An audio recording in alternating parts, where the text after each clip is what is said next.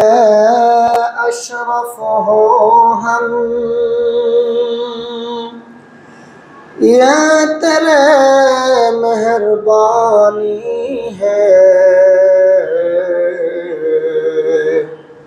उम्मते मुहम्मदी हो हम ये तेरे करम है बलगल उला बिकमालिही कशफत दुजा बिजमालिही हसनत जमीअ खिसालिही सल्लु अलैहि व आलिहि। सम्मानित मुसल्लिन किराम, আমি আল্লাহর কোরআন সূরা বনী ইসরাঈলের 70 নম্বর আয়াতে কারিমা আপনাদের খেদমতে আমি তেলাওয়াত করেছি। আল্লাহ যদি আমাকে তৌফিক দেন তাহলে উক্ত আয়াতে কারিমাকে সামনে রেখে আপনাদের জন্য জরুরি দরকারি কিছু কথা বলবো। আল্লাহ যেন আমাকে কথাগুলো ইখলাসের সাথে বলার, আর আপনারা যারা শুনবেন আপনাদেরকেও যেন মহান আল্লাহ আমলের নিয়তে শোনার তৌফিক দেন। সবাই বলি আমিন। সম্মানিত উপস্থিতি, আমরা এখানে যারা উপস্থিত এদের মধ্যে অনেকেই আছে অসুস্থ। বিভিন্ন বাসা বাড়িতে অনেক মানুষ বিভিন্ন অসুস্থতায় ভুগতেছে। বিশেষ করে বর্তমানে জ্বর ঠান্ডা এমন কোনো ফ্যামিলি নাই যে দুই একজন রোগী পাওয়া যাবে না। মোটামুটি সবাই অসুস্থ। আমিও আজকে অসুস্থতার 12 দিন চলতেছে। টানা 5 দিন জ্বরে আক্রান্ত ছিলাম। এরপরে শরীরের দুর্বলতা, ঠান্ডা, 10 কদম হাঁটলেই আর ভালো লাগে না। এটা আমার কথা আমি বললাম, আমার মতো এখানে এলাকায় আরো শত শত মানুষ আছে। তো আসলে আমরা মোটামুটি অনেকেই অসুস্থ। তো শারীরিক অসুস্থতা এমন এক জিনিস, মানুষ যখন অসুস্থ হয়ে যায় তখন আর তার কাছে দুনিয়াদারি কিচ্ছু ভালো লাগে না। দেখবেন আড্ডা দিতে ভালো লাগে না, বন্ধু বান্ধব কিচ্ছু ভালো লাগে না। আর আপনিও যখন অসুস্থ হয়ে যাবেন, বন্ধু বান্ধব হয়তো 2-1 দিন খোঁজ খবর নিবে। বেশি দিন অসুস্থ থাকলে আর কে কার খোঁজ খবর নেয়? তখন বলে আরে তো খোঁজ নিতে পারতাম না, আমি নিজেরই জান চলে না। এই জন্য ভাই, অসুস্থতা দুনিয়ার জীবনে এটা মানুষের জন্য একটা পরীক্ষা। অসুস্থতার কারণে আল্লাহ বান্দার গুনাহ মাফ করে, আখিরাতে মর্যাদা বাড়ায় দেন। তো আমরা শারীরিকভাবে অসুস্থ হই। আমাদের শরীরে 2টা দিক আছে, একটা হলো শারীরিক সুস্থতা আর একটা হলো শারীরিক অসুস্থতা। সুস্থ থাকার জন্য আমরা নির্ভেজাল খাবার গ্রহণ করার চেষ্টা করি, আর অসুস্থ হলে যতটুকু সম্ভব দ্রুত চিকিৎসা গ্রহণ করার চেষ্টা করি। এই হলো আমাদের শরীরে 2টা দিক, একটা সুস্থতা আর একটা অসুস্থতা। আমাদের শরীরের যেমন 2টা দিক আছে, একটা সুস্থতা আর একটা অসুস্থতা, ঠিক তেমনি ভাবে আমাদের শরীরের মধ্যে আরেকটা অঙ্গ আছে, সেই অঙ্গটাকে কলব বলা হয়। কলবেরও 2টা দিক আছে, একটা সুস্থতা আর একটা অসুস্থতা। আমরা যদি আমাদের শরীরের চিকিৎসা যথাসময়ে এবং সঠিক চিকিৎসা না করি, আমরা শারীরিকভাবে ক্ষতিগ্রস্ত হইতে বাধ্য। শারীরিক উন্নতি আর সুস্থতার জন্য যেমন যথাসময় এবং সঠিক চিকিৎসা প্রয়োজন, ঠিক তেমনিভাবে আমাদের কলবের সুস্থতার জন্য যথাসময় এবং সঠিক চিকিৎসা প্রয়োজন। আমরা শারীরিক চিকিৎসার জন্য কি না করি, মানে সুস্থ হওয়ার জন্য কোথায় যেতে হবে? জ্বরের চিকিৎসা ভালো না, যেতে হবে পপুলার, ইউনাইটেড, ইবনে সিনা, লেবেক, পপুলার ভালো ভালো নামি দামি হসপিটালে গিয়ে আমরা সেবা গ্রহণ করি। কেন? আমার ভালোভাবে সুস্থ হওয়া দরকার। আর যাদের একটু টাকা পয়সা বেশি, এরা মনে করে যে বাংলাদেশের চিকিৎসা তো ওই রকমের ভালো না, থাইল্যান্ড, ব্যাংকক চলে যাই, বা চীন চলে যাই, ইন্ডিয়া চলে যাই, তাহলে আরেকটু ভালো সুচিকিৎসা গ্রহণ করতে পারবে। তো আমরা কিন্তু সবাই শারীরিক সুস্থতার জন্য খুবই সোচ্চার, কিন্তু একটা কথা মনে রাখি, আমরা কোনো মানুষ যদি শারীরিক রোগে আক্রান্ত হয়ে মরে যায়, ধরেন কেউ ক্যান্সার হয়ে মরে গেল, স্ট্রোক করে মারা গেল, জ্বর আসছে মারা গেল, বিভিন্ন রোগের কারণে কেউ যদি মারা যায়, আল্লাহ তারে কোনোদিন জিজ্ঞেস করবে না, কিরে সলমদ্দি তোর ক্যান্সার হয়েছিল কেন, যা জাহান্নামে যা। আল্লাহ বলবেন না। তোমার এই রোগ সেই রোগ হয়েছিল কেন, যাও জাহান্নামে যাও, আমার জান্নাতে তোমার কোনো স্থান নেই। আল্লাহ বলবেন না এই কথা। তবে কোনো একটা মানুষ যদি আধ্যাত্মিক রোগে, কলবের রোগে আক্রান্ত হয়ে মরে, আল্লাহ অবশ্যই জিজ্ঞেস করবে, তোর মধ্যে এই রোগটা ছিল কেন, দুনিয়াতে সুচিকিৎসা করলে না কেন? একটু দাঁত ব্যথা উঠলে তোমার হুঁশ ছিল না, মাথা ব্যথা উঠলে পাগল হয়ে যেতা, হ্যাঁ, শারীরিক দুর্বলতা অনুভব করলে কিভাবে শরীরে শক্তি আনা যায়, ডাব স্যালাইন খায়া, হাঁসের ডিম খায়া শরীরের মধ্যে তাপ আনছ, ওইটা খুব ভালো বুঝছিলাম। কিন্তু তোমার কলবটা যে নষ্ট, পচে গেছে, এই কলবের সুচিকিৎসা গ্রহণ করলা না, যাও তোমার মতো নাপাক আত্মার অধিকারী, তার ঠিকানা আমার পবিত্র জান্নাতে নাই। তো আমরা এখানে যারা আছি সবাই কিন্তু, আমি সহ, আমি আরো দুনিয়াতে বেশি বাঁচতে চাই। আমি অসুস্থ হইলে ভাবি যদি মইরা যাই তাইলে আমার দুনিয়া উপভোগ করুন কেমনে। আমি নিজেই দুনিয়াতে অনেক দিন বাঁচতে চাই। তো আমার সঙ্গী তো অনেকেই এখানে আছে, অনেক দিন বাঁচতে চায়, মরতে চায় না।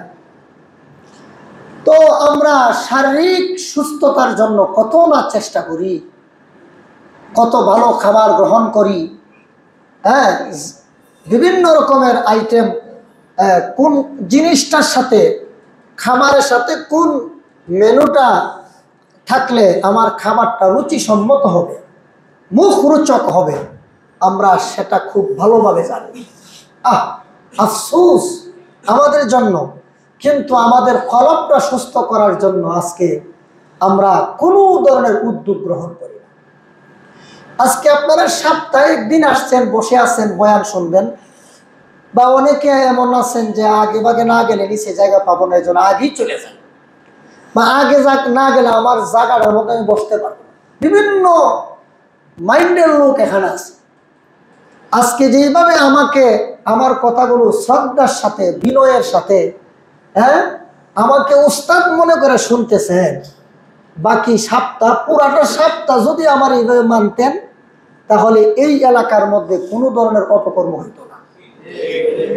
এলাকার মধ্যে চিন্তাইকারী আছে। গতকালকে শুনলাম ছোট ছোট পোলাপান চুরি ঠেকায়া এক ছেলের কাছ থেকে মোবাইল নিয়ে গেছে। তো এই রকমের চিন্তাইকারী আবাখোর যেটি আছে না, আপনারা যদি আমার কথা মানতেন, চিরুনি অভিযান চালায় পুরো এলাকার মধ্যে লিস্ট করতাম, কে কে আবাখোর আর বাবাখোর আছে, কে কে চিন্তাইকারী আছে, সব তীরে লিস্ট কইরা বাড়িওয়ালারে নোটিশ দিতাম, এই গাঁজাখোর ভাড়াটিয়া আপনার বাড়ি থেকে বিদায় করেন, এই চিন্তাইকারী ভাড়াটিয়া আপনার বাসা থেকে বিদায় করেন। আপনারা যদি আমার কথা মানতেন, আমাকে সমর্থন করতেন। দুনিয়াতে সব সমর্থন করবেন আপনারা, কিন্তু আমারে সমর্থন করবেন, এটা লেখা রাখেন। দুনিয়ার সবাই মানবেন, সবার উপদেশ গ্রহণ করবেন, কিন্তু আমাকে যে মানবেন না, এটা এখনো বলি, পরেও বলবো। তার বাস্তব উদাহরণ হলো, আমরা অতীতে বহু কথা বলছি, কিন্তু আমলে আমরা পাই নাই। এজন্য ভাই, হয়তো আজকে আপনি আমাদেরকে মানেন না, কিন্তু একটা আয়াত মনে রাখেন। আল্লাহ বলেন, ইয়াউমা নাদউ কুল্লা উনাসিম বিইমাম। ইয়াউমা, ওই দিন, মানে কিয়ামতের দিন, নাদউ, আহ্বান করব, কুল্লা উনাসিম, প্রত্যেক ব্যক্তিকে, বিইমামিহিম, তার নেতা সহ তাকে আহ্বান করা হবে।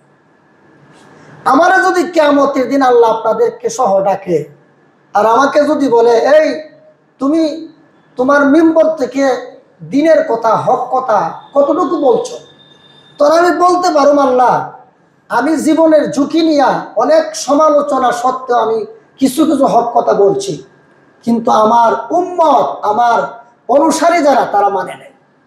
আমি আল্লাহর কাছে জবাব দিতে পারবো। আল্লাহ বলেন, ইয়াউমা নাদউ, ওই দিন তথা কিয়ামতের দিন, কুল্লা উনাসিন, প্রত্যেক ব্যক্তিকে, নাদউ, ডাকবো, বিইমামিহিম, তার ইমাম সহ।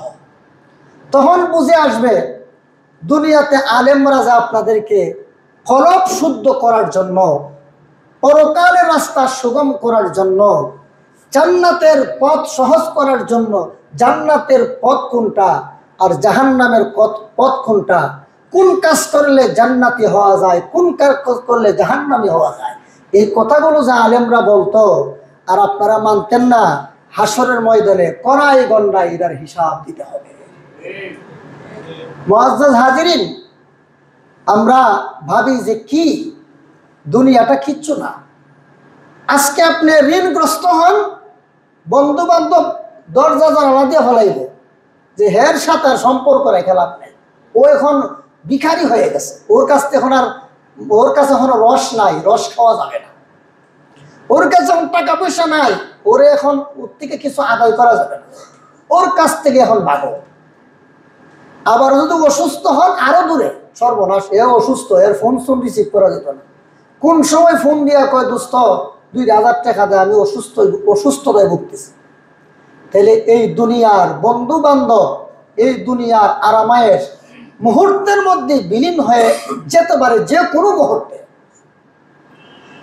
এই তো গতকালকে একটা আমাদের পরিচিত একটা মাওলানা, হাফেজ মাওলানা মুফতি, কি সুন্দর চেহারা, হ্যাঁ, তারপরে কি তার মানে শরীর, মাত্র অল্প কয়েকদিন আগে ক্যান্সার ধরা পড়ে অল্প কয়েকদিনই দুনিয়ার থেকে বিদায়। আমি নরসিংদী থাকতে আমার একজন মুসল্লি আছিল, নাম হলো শাহ আলম ভাই, আল্লাহ তাকে জান্নাত নসিব করুক। শাহ আলম ভাই লোকটা এত মানে হৃষ্টপুষ্ট ছিল, তার সাথে কেউ ডরে কথা বলতো না, যে শাহ আলমে যদি কিছু ধমক সমক দিয়া দেয় তাইলে তো শেষ। কিন্তু শাহ আলম ভাই আমারে যথেষ্ট মহব্বত করতো, ভালোবাসত। হঠাৎ করে তার ক্যান্সার হয়ে গেল, অল্প কয়েকদিনই শেষ। এই রকমের অহরহর ঘটনা আমাদের সামনে ঘটতেছে। আমাদের বিশ্বনন্দিত মুফাসসিরে কুরআন, যার কোরআনের তেলাওয়াত শোনার জন্য সারা দেশের মানুষ চাতক পাখির মতো বসে থাকতো, হযরত আল্লামা জুবায়ের আহমদ আনসারী নওয়ারাল্লাহু মারকাদা, ওনার কোরআনের তেলাওয়াত, ওনার বয়ান শোনার জন্য সারা দেশের মানুষ রাত, যদি বলে যে আনসারী সাহেব রাতে 2টায় আসবে, একটা শ্রোতাও লড়ত না। আল্লাহর কসম খেয়ে বলি, আমি নিজে দেখছি, আমাদের এলাকায় হুজুরে যাইতো, প্রত্যেক বৎসর রাত্রে 2টা 2:30 হুজুরে গিয়ে বয়ান করত। এর আগে আরো 5টা 7টা বিভিন্ন জায়গায় বয়ান কইরা শেষে যাইত। মাগরিবের পরে গলার আওয়াজটা যেমন ছিল, রাত্রে 2টা 3টার সময় ঠিক এই রকমেরই ছিল, কোনো পরিবর্তন নাই। আল্লাহ বান্দা হঠাৎ করে হুজুরের ক্যান্সার, থাইল্যান্ড গেল, আমেরিকা গেল, লন্ডন গেল, পৃথিবীর সবচেয়ে উন্নত চিকিৎসা গ্রহণ করলো, শেষ পর্যন্ত বাঁচতে পারলো, চলে গেল। তার জানাজায় এত মানুষ হয়েছে, পৃথিবীর ইতিহাসে এমন মানুষ হয় এর কোনো নজির নাই পৃথিবীর ইতিহাসে। কারণ জানাজার আধা ঘন্টা আগেও সিদ্ধান্ত হইল যে 5-7 জনে জানাজা দিয়া দাফন করে দিবে। করোনার সময় আধা ঘন্টার ভিতরে লক্ষ লক্ষ মানুষ খুদ থেকে যে আসলো, এটা একমাত্র আল্লাহ ছাড়া কেউ জানে না, এটা আপনারা জানেন। এটা শুধু বাংলাদেশ না, পৃথিবীর বিভিন্ন দেশের টিভি চ্যানেলে এই সংবাদ প্রচার করছে যে বাংলাদেশে একজন ইসলামিক স্কলার মারা গেছে, তার জানাজায় এত লক্ষ লক্ষ মানুষ হয়েছে। এখন করোনা পরিস্থিতি যে কোথায় গিয়া দাঁড়ায় একমাত্র আল্লাহ জানে। যাই হোক, মারা গেল। তাহলে ভাই কত হৃষ্ট পুষ্ট কত মানুষ মারা গেল। ভেনেজুয়েলার প্রধানমন্ত্রী হুগো চ্যাভেজ, না কি জানে নাম, এই লোক ক্যান্সার আক্রান্ত হয়ে মারা গেল। পৃথিবীর এমন কোনো চিকিৎসা নাই সে গ্রহণ করে নেই, কিন্তু দুনিয়ার কোনো চিকিৎসা ধরে না। এজন্য আমি আপনি যে কোনো মুহূর্তে অসুস্থ হয়ে যেতে পারি। যে কোনো মুহূর্তে অসুস্থ হয়ে বিছানায় পড়ে গেলে আল্লাহকে ডাকার মতো আর সুযোগ পাবো না। আপনি সাধারণ একটু জ্বর উঠলেও আপনি ঠিক মতো তো নামাজটা পড়তে পারবেন না। এক বেলা নামাজ গে আরেক বেলা পড়া লাগে, পারতেছেন না, উঠতে পারতেছেন না। এই জন্য আমরা যে কোনো মুহূর্তে এই দুনিয়া থেকে বিলুপ্ত হয়ে যেতে পারি। আল্লাহ বলেন, ও মানুষ তোমরা কি ওয়ামা বালাগু মি'শার মা আতাইনাহু। আল্লাহ তাআলা বলেন, হে মক্কার কাফেররা, তোরা যে আমার নবীর বিরোধিতা করস আর বাহাদুরি দেখাস, এম করবে তেম করবে, এই করবে সেই করবে, নবীরে দেশান্তরিত করবি, বাহাদুরি দেখাস, তোদের কি আছে বল? এই জালেমের গোষ্ঠী, সন্ত্রাসী গোষ্ঠী, বল তোদের কি আছে? তোদেরকে আমি আল্লাহ যা দিছি এর চেয়ে 10 গুণ আরো বেশি দিয়েছিলাম আদ সামুদ, আগের অনেক সম্প্রদায়কে তোদের চেয়ে আরো 10 গুণ বেশি দিয়েছিলাম। আজকে তারা কোথায়? আদ জাতি কোথায়? সামুদ জাতি কোথায়? ফেরাউন কোথায়? কারুন, হামান, সাদ্দাত, আবু জাহাল, আবুলা কোথায়? কেউ দুনিয়াতে নাই। আল্লাহ বলেন, আলাম তারা কাইফা ফাআলা রাব্বুকা বিআদ। ও আমার বান্দারা, তোমরা কি, হে নবী আপনি কি দেখেন নাই আপনার রব আল্লাহ আদ জাতির সাথে কি ব্যবহার করছে? ইরম যাতিল ইমাদ। আদ জাতি, আদ সম্প্রদায়, এরা এক একজন এত সুঠাম দেহের অধিকারী ছিল। ইরম যাতিল ইমাদ, এরা এক একটা গ্রামীণ টাওয়ার দেখছেন না, বিশাল বড় বড় টাওয়ার, এক একটা টাওয়ারের মতো ছিল। আজকে তাদের নামও নাই, তাদের কবর কোন জায়গায় আছে সেটাও কেউ জানে না, তাদের হাড্ডি মাংস বলতে কিছু নাই, তারা নাম ঠিকানা বলতে কিছু নাই। আল্লাহ বলেন সব ধ্বংস করে গেছে, সব ধ্বংস। তাইলে আমি আপনি যে কোনো মুহূর্তে ধ্বংস হয়ে যেতে পারি। এই জন্য আমরা শারীরিক রোগে আক্রান্ত হয়ে মারা যাওয়ার আগে এই বন্ধ করে নিবেন, এরপরে আধ্যাত্মিক রোগের চিকিৎসা গ্রহণ করতে হবে। শরীরের শারীরিক রোগের অভাব নেই, আধ্যাত্মিক রোগেরও অভাব নেই। আধ্যাত্মিক রোগ এমন এক রোগ, একটা রোগ যদি কারো অন্তরে থাকে, জাহান্নামে যাওয়ার জন্য আর কিছু দরকার নয়, একটাই যথেষ্ট। জাহান্নামে যাওয়ার জন্য অনেকগুলো রূপ যথেষ্ট না, একটা যথেষ্ট। বলেন, আরো জোরে বলেন, একটা রূপ যথেষ্ট। একটা রোগ নিয়ে কেউ মারা গেলে যদি তওবা না করে, খালিজভাবে যদি কেউ তওবা না করে, জাহান্নামে যাওয়ার জন্য আর কিছু দরকার নাই, শুধু একটা রোগই যথেষ্ট। আল্লাহ বলেন, বান্দা আমি তো তোমরা জাহান্নামে দেওয়ার জন্য তো দুনিয়াতে বানাইছি। আমি আল্লাহ তোমাদেরকে অনেক মায়া করি। আল্লাহ কই, বান্দা তোর মা বাবা আত্মীয় স্বজন মিলে যতটুকু মায়া করে এর চেয়ে 1000 গুণ বেশি মায়া আমি আল্লাহ তোরে করি। তোর মা বাবা তোরে জন্ম দিছে, আর কি দিছে? তোর চোখ, কান, নাক, হাত পা তোর বাপ মাই দিছে, এটা আমি আল্লাহ দিছি। তোর ব্রেন ছিল না, মেধা ছিল না, চক্ষু ছিল না, তারপর হাত পা বলতে কিছুই ছিল না। তোর বাবার নাপাক এক ফুটা পানি, এই পানিটা তোর বাপের না, এটা আমি আল্লাহর দেওয়া রিজিক খাইছে, খাইয়া রক্ত থেকে বীর্য হইছে, এরপরে এই বীর্যতে তুই হইছস। আর এই বীর্য থেকে চোখ, কান, হাত, মুখ, পাও, এগুলো তো আমি আল্লাহর দেওয়া, তোর বাপের দেওয়া না। দুনিয়ার কোনো ডাক্তার ইঞ্জিনিয়ারে দেয় নাই, দুনিয়ার কোনো বিজ্ঞানী দেয় নাই, আমেরিকার প্রেসিডেন্ট ডোনাল্ড ট্রাম্পেও দেয় নাই, বিশ্ব সন্ত্রাসী নেতা নিয়েও দেয় নাই, এই দেশের আওয়ামী লীগের কোনো নেতাও দেয় নাই, বিএনপির কোনো নেতাও দেয় নাই, এই দেশের কোনো রাজনৈতিক নেতৃবৃন্দ তোমাদেরকে কিছুই দেয় নাই, বরং তোমাদেরকে ক্ষমতায় আসার আগে মিথ্যা আশ্বাস দেয়, এই করব সেই করব, তেন করব তেন করব, ক্ষমতায় যাওয়ার পর আর তোমাদের কথা মনে রাখে না। বাংলাদেশের বিভিন্ন জেলায় আমরা যাই, শুধু মেন রুট বাদে ভিতরের একটা রাস্তা বলা না, একটা রাস্তা বলা না। কেন? বাংলাদেশ স্বাধীন হয়েছে কত বছর? 50 বছরের উপরে। বাংলাদেশের পরে স্বাধীন হয়েছে সিঙ্গাপুর।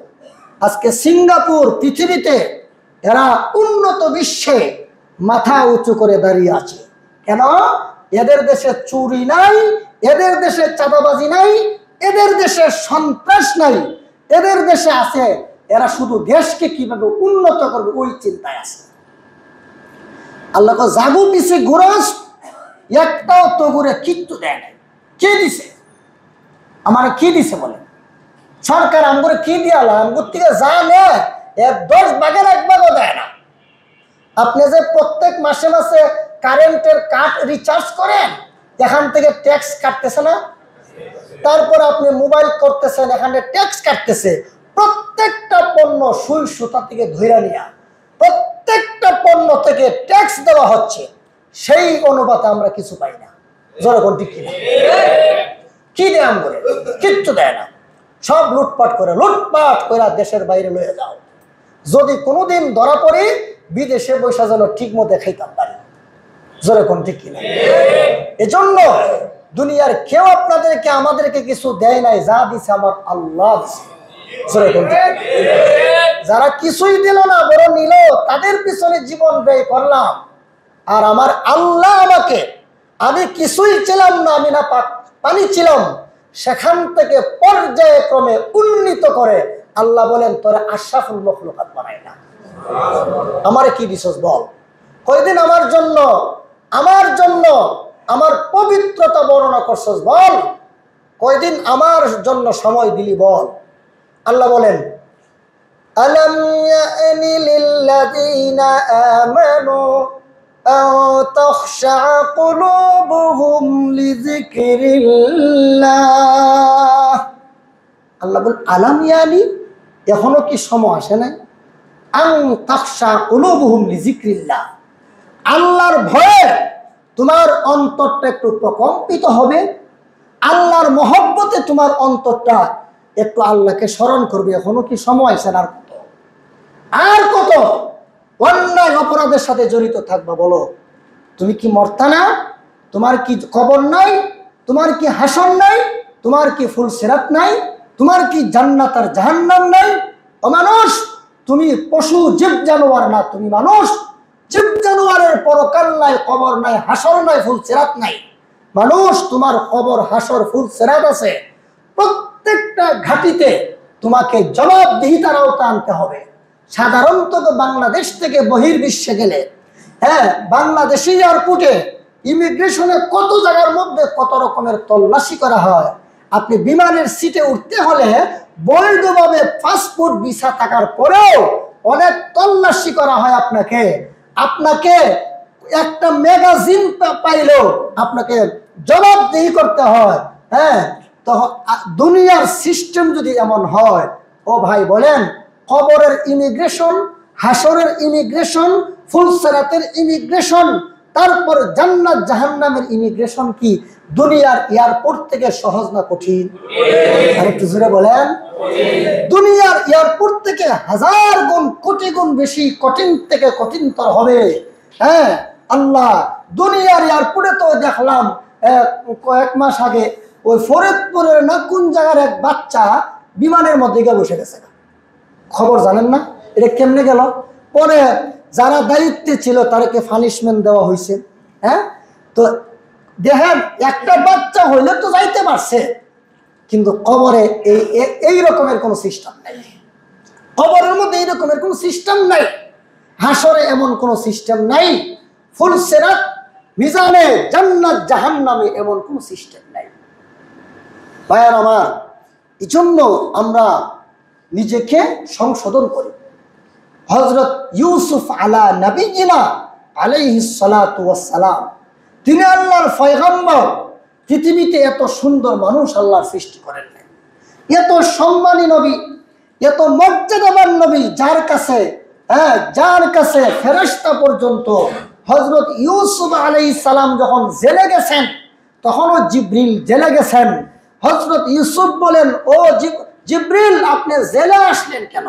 কারণ জেল তো ভালো মানুষের জায়গা না, চোর ডাকাতের জায়গা, এখানে আসলেন কেন? তখন হযরত জিবরিল আলাইহিস সালাম বললেন, ওগো আল্লাহর পয়গম্বর, যেই জেলের মধ্যে আল্লাহর পয়গম্বর এসে গেছে, সেই জেল আর অনুত্তম আর নিকৃষ্ট রয় নাই, এটার চোর ডাকাতের জায়গা রয় নাই, এখন এটা আল্লাহর ওলিদের ঠিকানা হয়ে গেছে।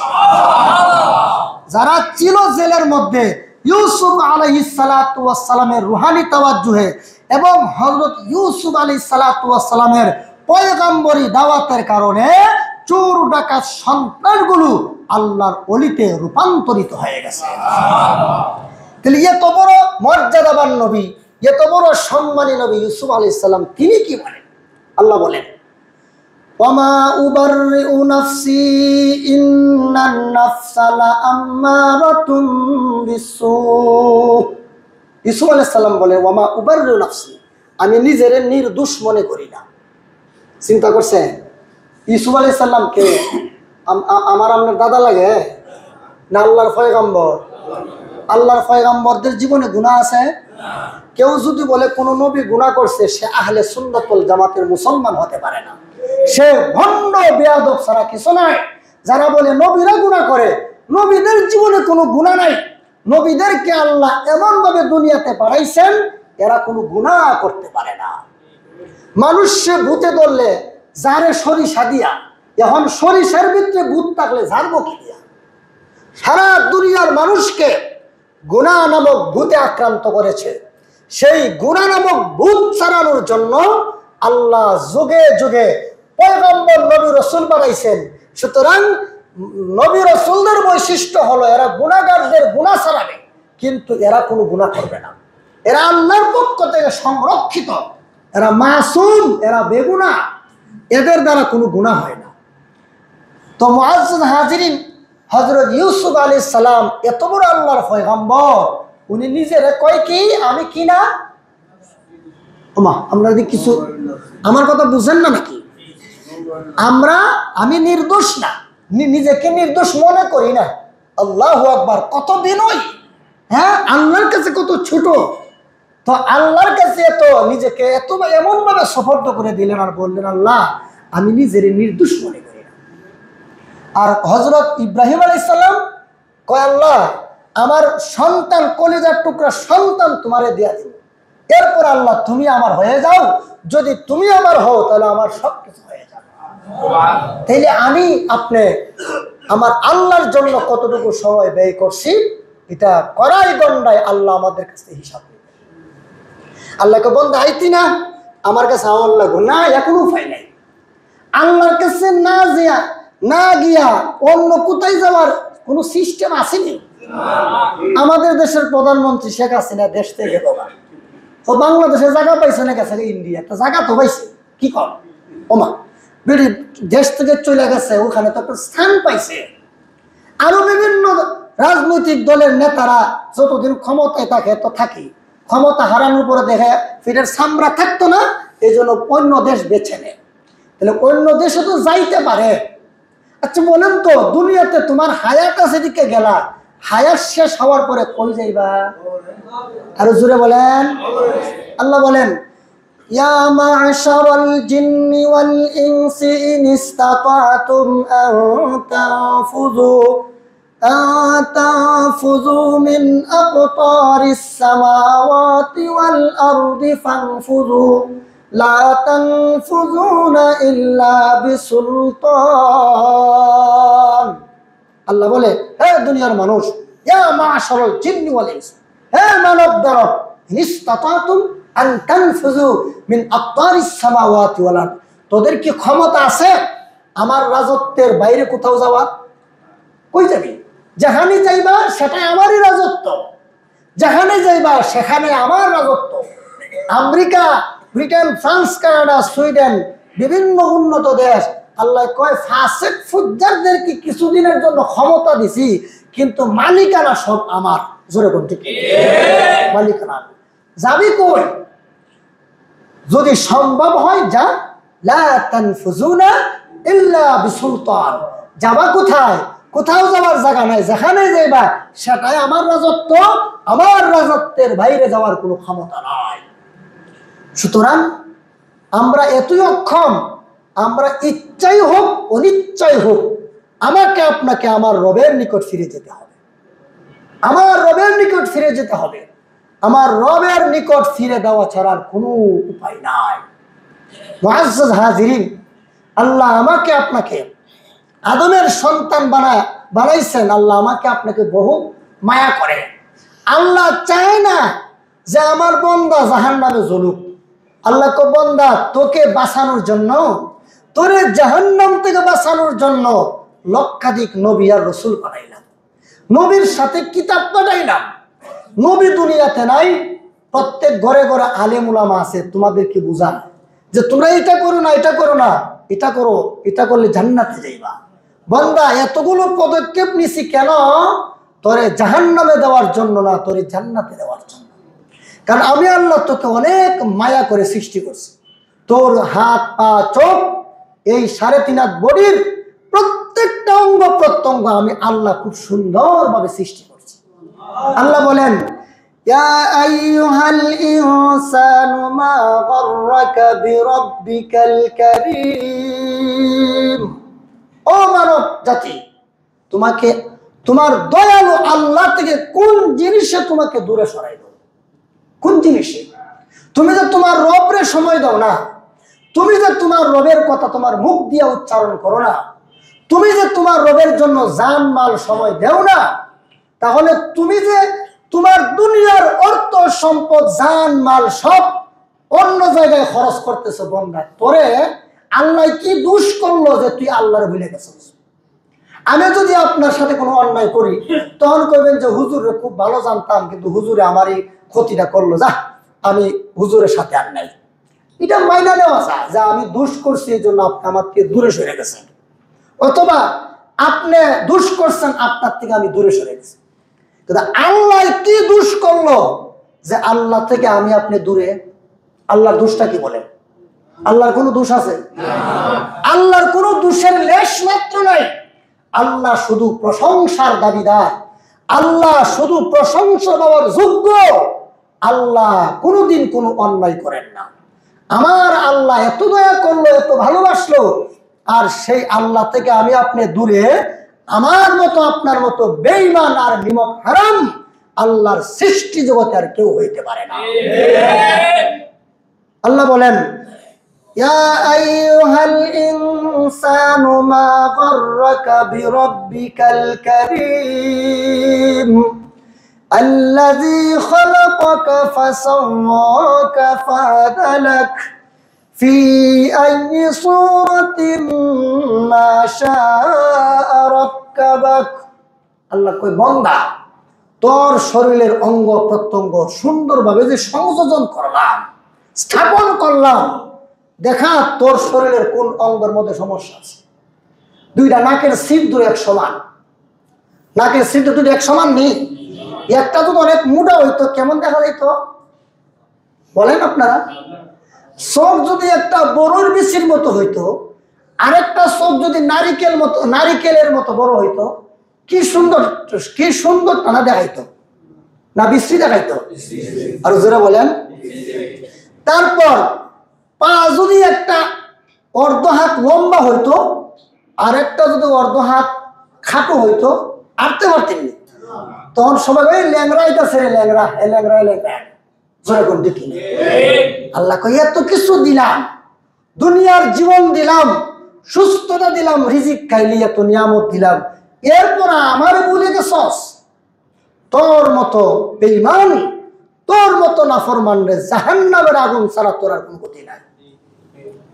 তুমি মা বাপরে শ্রদ্ধা করো, উস্তাদরে শ্রদ্ধা করো, তোমার আদর্শিক নেতা তারে শ্রদ্ধা করো। তো এরা কি দিস আর আমি কি দিস, আমার জন্য কি করলি বল। এজন্য ভাই আল্লাহ আমাদেরকে অনেক মায়া মহব্বত ভালোবাসা দিয়ে দুনিয়াতে বানাইছে, আমাদেরকে জাহান্নামের আগুনে জ্বালানোর জন্য নয়। আল্লাহ চান বন্দা তুই জান্নাতে যা। এজন্য আল্লাহ বিভিন্ন সময় বিভিন্ন বাহানা তালাশ করে। আল্লাহ নবী রাসূল পাঠায়া, আসমানে কিতাব পাঠায়া, এখন সারা দুনিয়াতে কোনো নবী নাই, তারপর আল্লাহ ঘরে ঘরে আলেম তৈরি করে দিছেন। এই আলেমদের কাজ আপনাদেরকে জাহান্নাম থেকে, জাহান্নামের পথ থেকে সরায়া জান্নাতের পথে পরিচালিত করা। এখন আপনারা যদি, আমরা যদি আল্লাহকে না চিনি, না জানি, আল্লাহর হুকুম না মানি, তাহলে আমাদের কপালে জাহান্নাম ছাড়ার গতি নাই। আল্লাহ বলেন ওয়ালাকাদ কাররামনা বানি আদম, আমি আল্লাহ আদমের সন্তানকে সম্মানিত করেছি, মর্যাদা দান করেছি। ওয়া হামালনাহুম ফিল বাররি ওয়াল বাহর, এবং জলে স্থলে আরোহণ করার, তারা যেন আরোহণ করতে পারে, এক স্থান থেকে আরেক স্থানে যাইতে পারে, সেই ব্যবস্থা আমি আল্লাহ করে দিছি। আমরা যে মুহূর্তের মধ্যে ওই যে কমলাপুর থেকে কক্সবাজার জায়গা, কক্সবাজার যায় গিয়া ল্যাংটা হইয়া পানির মাঝে নাচে, আছে না? এমন নির্লজ্জ বেহায়া লোক আমাদের সমাজে অভাব নাই। আল্লাহ তোরে বানাইছি সম্মানী, তুই সম্মানের বস্তু, তুই গিয়া কক্সবাজার গিয়া মানে তুই কটার বইরা রান দেখাইয়া পানির মধ্যে গোসল দেশ, তোর কি হায়া লজ্জা নাই? এই মানুষ, তোর কি হায়া লজ্জা নাই নাকি? মুসলমান কোনোদিন রান দেখাইতে পারে না। এটা যারা মানুষ নামের জীব জানোয়ার, আল্লাহ চিনা না, নবী চিনা না, এরা করতে পারে। এই মুসলমান, তুমি করো কেন? তোমার মাথায় কি এই বাণী এখনো পৌঁছে নাই যে এই রকমের যারা রান দেখায়, এদের উপর আল্লাহর লানত, লাআনাল্লাহুন নাযিরা ওয়াল মানযুরা ইলাইহি, যারা গোপন অঙ্গ দেখে আর যারা গোপন অঙ্গ আরেকজনের দেখায়, এই দুনো দলের উপর আল্লাহর লানত। এগুলো তুই গিয়া করস, তোর কাজটা। আচ্ছা, আমি যদি এখন মেম্বর বসে সিগারেটটা নিই, এটা কি আমার শান? কি করবে না? আর এটা কি হুজুর কি মাথা নষ্ট হয়ে গেল? আরে হুজুর কি পাগল হয়ে গেল নাকি? মেম্বরে বসে সিগারেট খায়, কারণ আপনি আমাকে ধিক্কার দিবেন, কবে সর্বনাশ, আসরের থেকে এই হুজুর আর মসজিদ যেমন না নেই, জোরে কোন থেকে না, কেন? এটা আমার শান না। তো এটা যদি আমার শান না হয়, তাহলে কোন মুসলমানের শান কি এটা হইতে পারে রান দেখাইয়া গোসল দেওয়া? ও, এটা বোঝেন খুব ভালো। হ্যাঁ, হুজুরে অন্যায় করতে পারবো না, আমনে করতে পারবেন। আমি হুজুরে একটু দামি ফোন ব্যবহার করলে, হুজুরে এত দামি ফোন কে, তো হুজুরে দামি ফোন ব্যবহার করতে না, তুমি করবা? তুমি করলে দোষ নেই, হুজুরে করলে দোষ। হ্যাঁ, তুমি দামি পোশাক পরতে পারবা, হুজুরে পারবো না। তুমি ভালো ভালো গাড়িতে চড়তে পারবা, বিমানে চড়তে পারবা, হুজুরে পারবো না। এইরকম বৈষম্য কেন? এজন্য আল্লাহ আমাদেরকে সম্মানী বানাইছেন, সম্মানের জায়গা থাকে। আল্লাহকে বান্দা সম্মানী বানাইছে না, সম্মানের জায়গা থাক। সখী গো সখী, নিজের মান নিজে রাখি। যদি নিজের মান যদি আমি নিজে না রাখি, তাহলে জাহান্নামের ফেরেশতারা উষ্টাইয়া লাইতাইয়া টাইন্না হেসরাইয়া জাহান্নামে ফালাইব, আর কইব তোর মতো অপদার্থের ঠিকানা জাহান্নাম ছাড়া কিছু নয়। আর যদি কম যে আল্লাহ আমি দুনিয়াতে কদিন বাঁচব, মরে তো যাবই, তো পরকালের অনন্তকালের জীবন যদি আমার দুর্বিষহ হয়ে ওঠে, আর যদি জাহান্নামে হয়ে যায়, তাহলে তো আল্লাহ আমি ধ্বংস। আল্লাহ আমি জীবনে যা করেছি সব মাফ, এখন আমার কলবে একমাত্র তুমি ছাড়া আর কেউ নাই। আল্লাহ আমার ভবিষ্যৎ জীবনে তোমার হুকুমের বাইরে আমি আর চলবো না। আল্লাহ জীবনে যা করছি সব ভুল করছি, আমার কাছে মানুষের যা পাওনা দেওয়া আছে সব ফিরাই দিলাম, মানুষকে কষ্ট দিয়ে থাকলাম, মাফ চাইলাম, তো আল্লাহ আমারে তুমি মাফ করো। আল্লাহ বন্ধু তওবা করছস না, তোর কপালে কি আছে জানোস? আল্লাহ বলেন সালামুন আলাইকুম তিবতুম ফাদখুলুহা খালিদিন। আল্লাহ বলেন সালামুন আলাইকুম, বান্দা তুই তওবা কইরা আইছস না দুনিয়া, তোর উপর আমার পক্ষ থেকে সালাম। সালামুন আলাইকুম তিবতুম আর ফাদখুলুহা খালিদিন। তুই নিরাপদে শান্তিতে, কোনো টেনশন নাই, তুই নির্ভয়ে জান্নাতে প্রবেশ কর। কতদিনের জন্য? ফাদখুলুহা খালিদিন, চিরকালের জন্য। অনেক সময় অনেক দামি বাসায় গেলে, দামি বাড়িতে গেলে জুতাটা কি বাইরে রাখুন না ভিতরে লয়ে যাও, এমন দ্বিধা সংকোচ থাকে না? একটু জোরে করে, আরে এরা কি আবার মাইন্ড টাইম করে দিয়ে জুতা কে লয়া ঢুকুম না জুতা রাখা ঢুকুম, মাইন্ড টাইম করে কিনা, এমন অনেকে দ্বিধা দ্বন্দ্ব থাকে। আল্লাহ কয় দুনিয়াতে একটু ভিআইপি জায়গায় গেলে তখন এরকমের দ্বিধা সংকোচ থাকে। আর অমুক এত পয়সাওয়ালার বাড়িতে যা আসলাম, বেড়া কি সম্মানের সাথে রিসিভ করবো নি, না ঘরের দরজার থেকে তাড়ায় দিব। বহুত আছে যে একজন বাড়ি গেলে ওই দরজার থেকে তাড়ায় দেয়, একটা কাপ চা খেয়ে যান, এটা করবো না। এটা হলো দুনিয়ার নিয়ম। আল্লাহকে বন্দা তুই জান্নাতে ঢুকবি না, আমি আল্লাহর পক্ষ থেকে ওয়েলকাম, স্বাগত, যত রকমের সম্মাননা দেওয়া দরকার সব ধরনের সম্মাননা দিয়া আমার রহমতের ফেরেশতারা তোরে জান্নাতে যে ঢুকাইব, আর জীবনে কোনোদিন জান্নাত থেকে বের হবে না। আল্লাহ যতদিন আছে ততদিন আপনারাও জান্নাতে থাকবেন। আল্লাহর কোনো মরণ আসেনি, আল্লাহ যেমন আসেনি বলবে। আল্লাহকে বলবে জান্নাতে আয়, তোদের মরণ নাই, চিরকাল অনন্তকালের জন্য জান্নাতে থাকবি। এত খালি সুবহানাল্লাহ এখন না, 24 ঘন্টা সুবহানাল্লাহ কইতে হুজুর ওয়াজ শুননা সুবহানাল্লাহ সুবহানাল্লাহ না, হুজুরে যতক্ষণ ওয়াজ করে সুবহানাল্লাহ কইবেন ভালো, আলহামদুলিল্লাহ, কিন্তু যখন বাইর হয়ে চলে যাবেন তখন হুজুরের কথা মনে রাখতে গো, হুজুরে না কইছে সবসময় সুবহানাল্লাহ পড়তাম। আল্লাহর নবী বলেন কেউ যদি সুবহানাল্লাহি ওয়া বিহামদিহি এইটুকু দৈনিক 100 বার পরে, তার আমল নামাতে যদি সমুদ্রের ফেনা পরিমাণও গুনাহ থাকে আল্লাহ মাফ করে দেয়। তাইলে এটা কি মসজিদের ভিতরে বলার লাগি কইছে নবী, না সবসময়? সবসময়। মনে রাখেন, আজকে আমরা মানুষ হওয়ার চেষ্টা করি, আমরা প্রকৃত মানুষ হওয়ার চেষ্টা করি। মানুষ দুই প্রকার, একটা হলো গুণগত মানুষ আর একটা হলো বংশগত মানুষ। যেমন ফেরাউন্না, কারুন্না, হামান্না, সাদ্দাইত্যা, তসলিমা, নাসরিন সহ এটি সব বংশগত মানুষ। যেমন গরুর ঘরে গরু, এই জন্য এটা গরু, মানুষের ঘরে মানুষ, এই জন্য মানুষ। কিন্তু এই মানুষের কোনো দাম আল্লাহর কাছে নয়। আল্লাহর কাছে দামি মানুষ হওয়ার জন্য গুণগত মানুষ হওয়া দরকার। গুণগত মানুষ ছিলেন হযরত আবু বকর, হযরত উমর, হযরত উসমান, হযরত আলী রাদিয়াল্লাহু তাআলা আনহু। ওনারা ছিলেন গুণগত মানুষ, ওনাদের অনুসরণ করেন, জীবনের প্রতিটা ক্ষেত্রে ওনাদেরকে আদর্শ মানেন। নবীর সাহাবী কি করছে, আমি কি করি?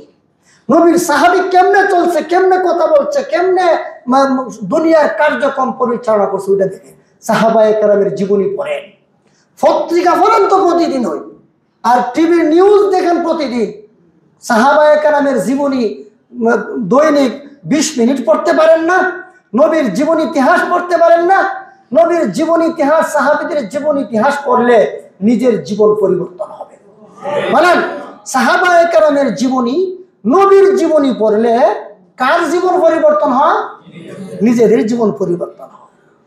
এই জন্য ভাই, আমরা সবাই আল্লাহ পাকের গোলাম হয়ে যাই, আমরা সবাই আল্লাহর জন্য সবকিছু উজাড় করে দেই। দুনিয়ার সব মিথ্যা, ধোঁকা, ভুয়া, আমার আল্লাহ সত্য। দুনিয়ার সব ধ্বংস হবে, আমার আল্লাহ ধ্বংস হবে না। আমি আমার আল্লাহর জন্য জান, মাল, সময় সব ব্যয় করব। আমি আমার আল্লাহর জন্য সবকিছু বিসর্জন দিব। তাহলে আমি আমার আল্লাহর বান্দা। আল্লাহ বলেন, আমার বান্দা হয়ে যদি কবর কেউ আসো, তাহলে তোমার কোনো টেনশন নাই। আল্লাহ আমাদের সবাইকে আল্লাহর বান্দা হওয়ার তৌফিক দান করুন। সুবহানা রাব্বিকা রাব্বিল ইজ্জাতি আম্মা ইয়াসিফুন ওয়া সালামুন আলাল মুরসালিন ওয়াল হামদুলিল্লাহি রাব্বিল আলামিন।